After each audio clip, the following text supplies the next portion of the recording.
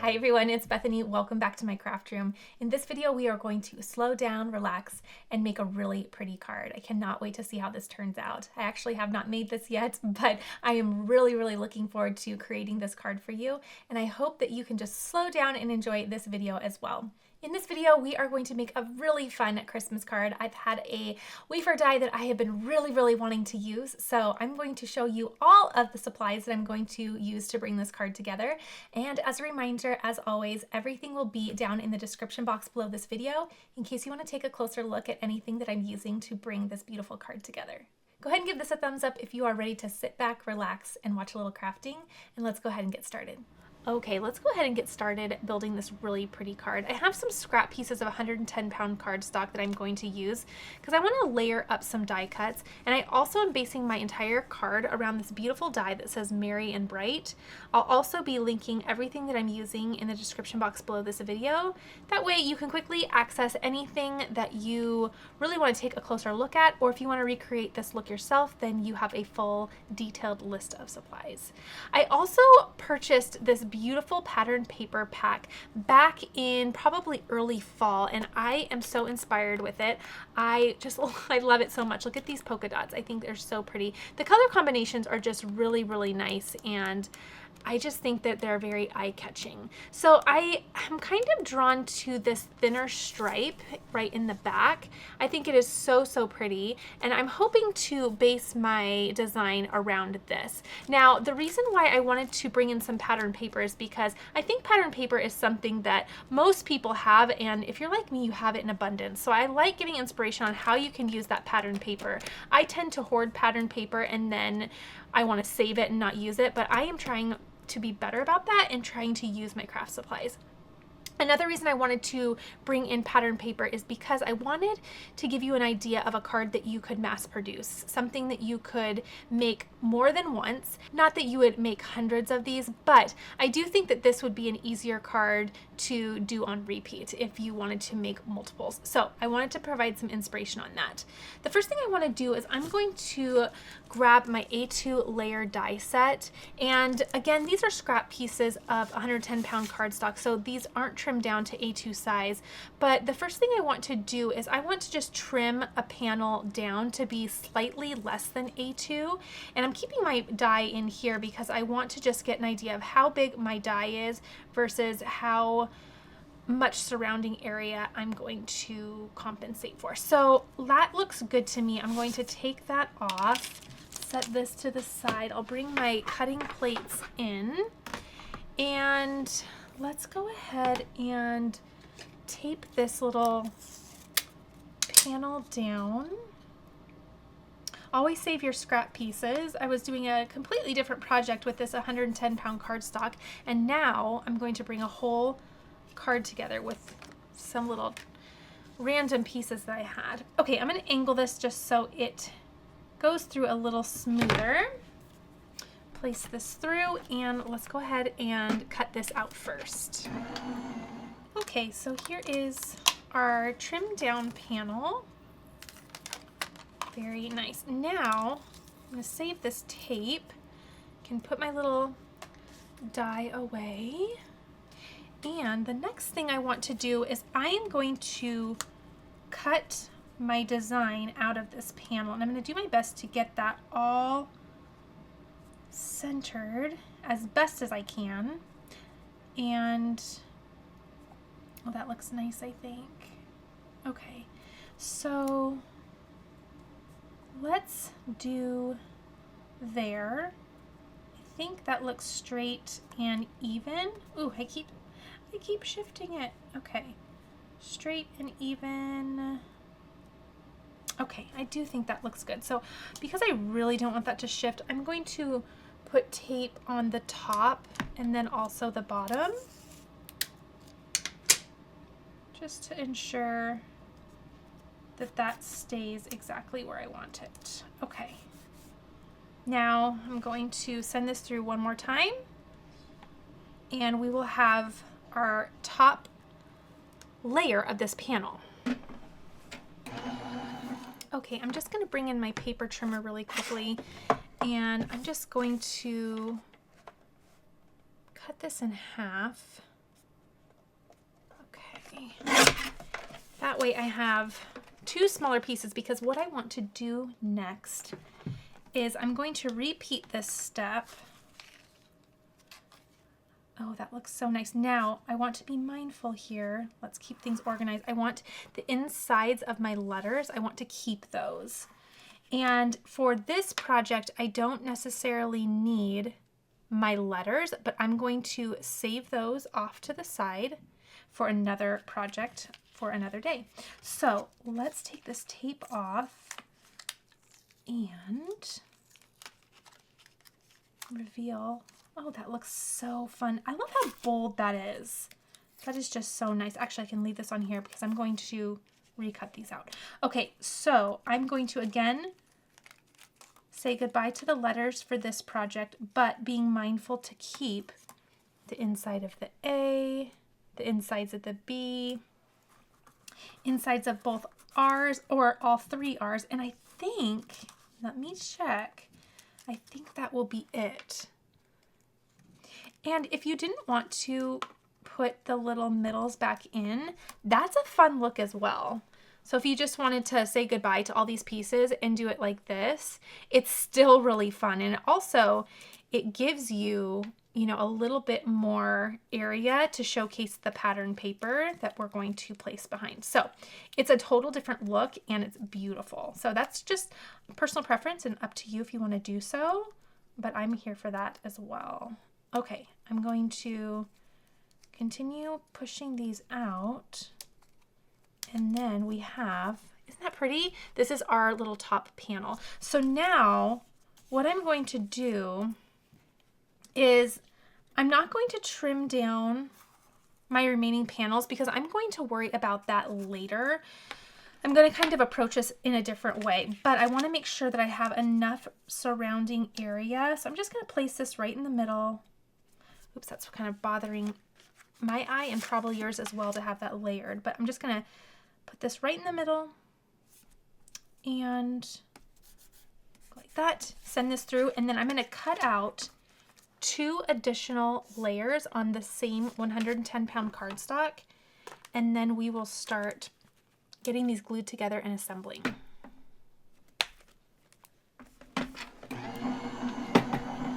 Okay, so I went ahead and I cut my remaining 2 pieces, okay? And then I also kept my little layers over here, and now I mentioned I'm not going to be using those in this video and for this project, but I would recommend just keeping these off to the side just in case you accidentally misplace any of your inside pieces. You have your little scrap pieces around, right? Nobody wants to be digging in the trash can for any pieces. Okay, now what I'm going to do is, as you can see, these are all kind of wonky, right? But what I'm going to do is I'm going to layer these one on top of the next, and then I'm going to just trim them down so that they all match. So again, the first one we did was with our little A2 layer die, and this is our final look. The other 2 we just had on scrap pieces, we cut them out, and they're going to be our little build up of dimension, right? So what I'm going to do is I'm going to grab some liquid glue. I'm going to glue this all down, stack these up one at a time and trim, and then we're going to have everything look so uniform and nice for our 3 layered panel. Okay, go ahead and use the adhesive of your choice. I'm going to use this liquid glue. I've really become very fond of it, and it really doesn't take much, but I am going to be mindful to get in between my little die cut. That way we don't have anything lifting or anything like that. I want everything to just lay down really nicely. Let me know if you are crafting for Christmas time. I love hearing what everybody else is working on. My craft room is very, very busy with Christmas things. Well, in fact, I will say I've been very busy doing Christmas craft videos, but at the time of recording this, I am prepping for Thanksgiving. We're just days away from Thanksgiving. I'm having fun getting all of that ready too. Okay, so now I'm going to just layer this and line it up so that it matches. Okay, And don't panic about it not lining up on the perimeter. We're just wanting the little letters to all line up. And then I'm going to need to take my adhesive eraser. I'm seeing a little bit of residue up here from my pink tape, but I am not worried about it in the least because that adhesive eraser does wonders. Okay, so now I'm going to bring in my paper trimmer. You could also just do a pair of scissors, which honestly I may do. In fact, I'm already kind of thinking scissors is a better idea because they are not straight. So I'm just going to grab a pair of scissors. And I'm going to do this one at a time. That way I'm not cutting through 2 layers of 110-pound cardstock. But I'm just going to follow, being careful not to cut into my first layer. I'm going to follow the guide of my first die cut. And then, sorry, I had a little hand cramp there. It's been a whole day of crafting for me. So after a while, my hands say it's time for rest and a glass of wine. Okay, there we go. And our final side.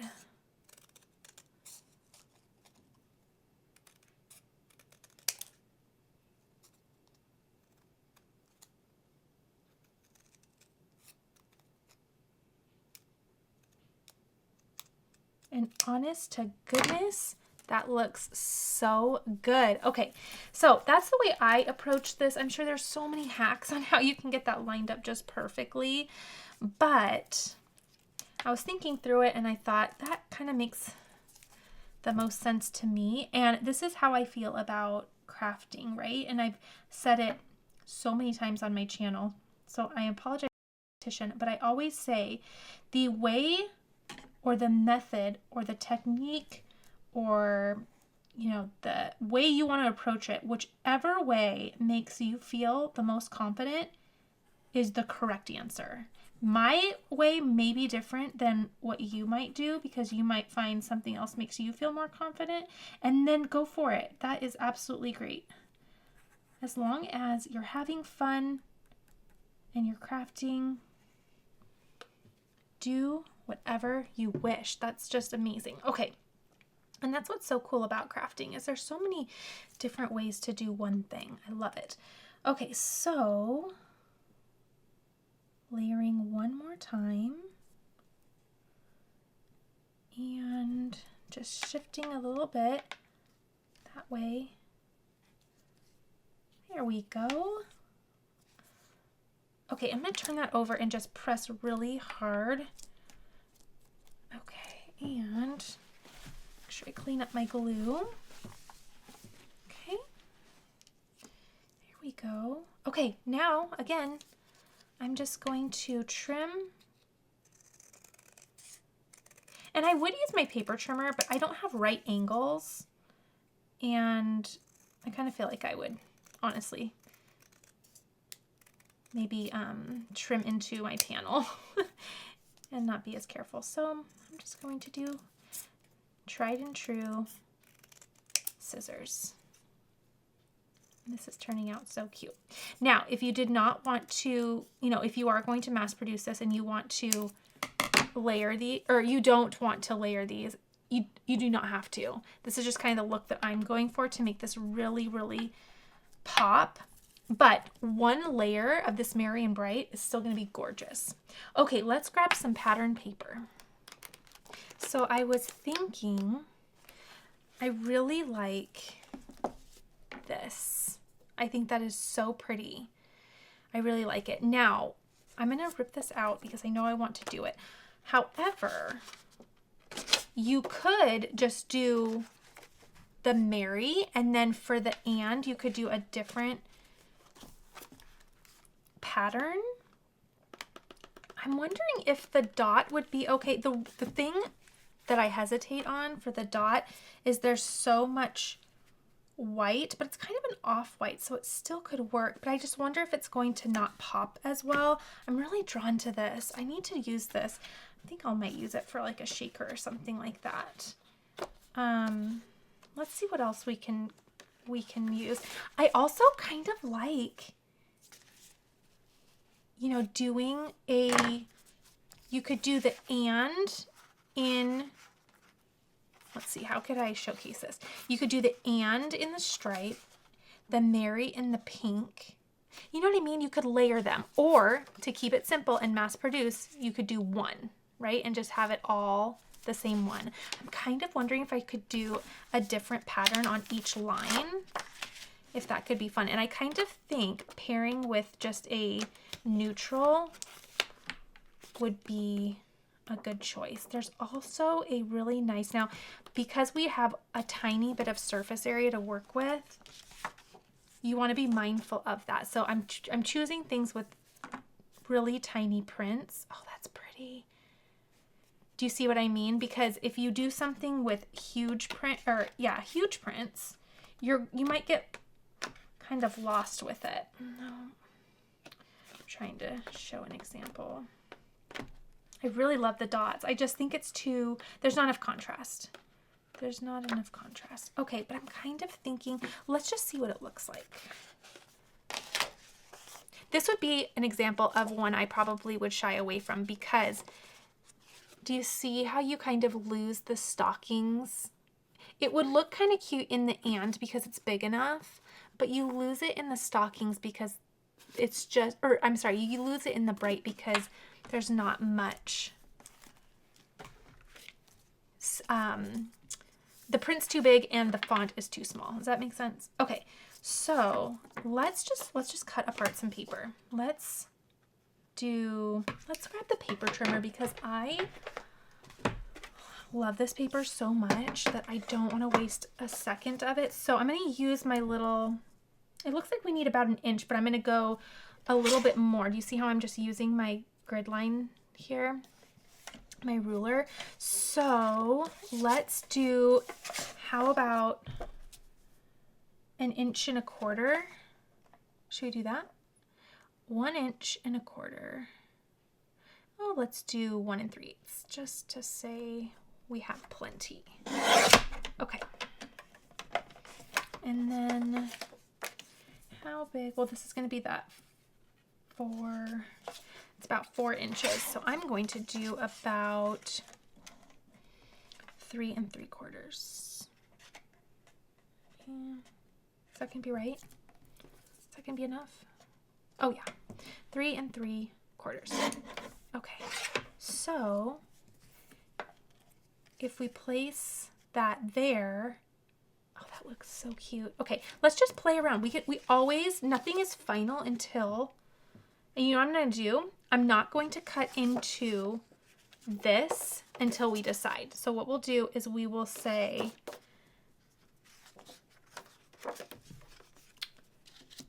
we'll do it like this. That way we don't cut into our large stripe until we decide if we like it all. Oh, I'm gonna like it. I'm going to like it. Okay, so what did we decide? We decided, oh, well, this is gonna kind of be right in the smack dab middle. So I'm gonna do this because I just want to showcase that pink. We did 1 3/8? Is that right? And I'm assuming this is the same size. I'm assuming it's the same size. Probably should double check, but I'm walking on the wild side today. Okay, and then I think we said this was about 4. So we're going to do 3 3/4. Okay. So what do we think about, this is the fun of crafting. You can just kind of make it up. What do we think about that? I like it. Now, again, mass producing, 1 layer of this, put it on 1 piece of pattern paper, and you're done. And that's so easy, right? So easy. But if you want to take a little bit longer, we have a little time, so why not? You could get different strips and place them in. I want to double check that I'm not completely in love with anything else, because I mean, I love so many of them, but I think this is where I'm going to go with the card. Now, let's measure our little and. It looks like that's about 2 inches. So I'm going to measure out. Which way do I want? I kind of like this way. I'm going to do 2 1/4. Let's do that. I love this stripe. That's so fun. 2 1/4 by 3 3/4. Okay, we should be good. Now, let's get everything all ready to go. Okay, so we have our little insides. We have our little panel. I'm going to grab I have my little eraser set here. I'm going to grab the adhesive eraser. Can you see here just the little bit of residue? And then I also have some down here. And I'm just going to rub that off. Voila.